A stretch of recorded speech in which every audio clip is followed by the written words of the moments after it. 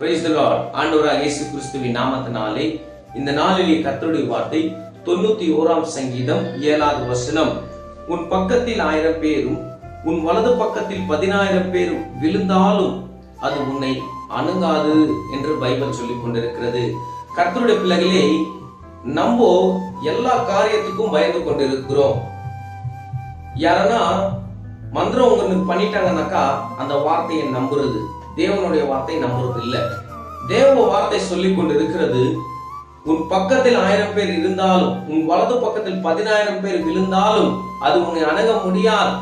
எந்த வில்லி சொல்லி உன்னை தொட முடியாது, எந்த மந்திரமும் உன்னை மேற்கொள்ள முடியாது, எந்த ஏவலும் உனக்குள்ள வர முடியாது, உன் வீட்டுக்குள்ள வர முடியாது, உன் பிள்ளைகளை தொட முடியாது என்று முதலாவது விசுவாசிக்கிற பிள்ளைகளாக நீங்கள் இருக்கணும். நீங்கள் சாதாரணமான பிள்ளைகள் அல்ல, அண்டசராசங்களை உண்டாக்கின தேவனுடைய பிள்ளைகள், இயேசுவின் ரத்தத்தினால கலப்பட்ட பிள்ளைகள். சிலுவிலே உன்னையும் என்னையும் அவர் பெற்றெடுத்திருக்கிறார் என்று நீங்கள் முதலாவது விசுவாசிக்கிற பிள்ளைகளாக நீங்கள் இருக்க வேண்டும். நிறைய பேர் எப்படி இருக்கிறாங்கன்னாக்கா, சிலர் ஊழியக்காரங்க கிட்ட போவாங்க, என் குடும்பத்துக்கு இவங்க பண்ணிட்டாங்க அவங்க பண்ணிட்டாங்க என்று அவங்க கிட்ட போய் கேட்கிறது. இதெல்லாம் நம்ம கேட்க கூடாது. கர்த்தருடைய பிள்ளையே, வேதம் நம்மளோடு கூட என்ன பேசிக் கொண்டு இருக்கிறதோ அந்த வார்த்தையை தான் நம்ம எடுத்துக்கொள்ள வேண்டும். கர்த்தருடைய பிள்ளையே, எந்த இடத்துல போய் நீ ஏமாறாது, எந்த இடத்துல போய் எல்லா இடத்துல போய் தலை கொடுக்காது. நீ பேசினாக்கா உன் ஜெபத்தை கேட்கிறவர் ஆண்டவர் இருக்கிறார் என்று முதலாவது விசுவாசிக்கிற பிள்ளையாக நீ இருக்க வேண்டும்.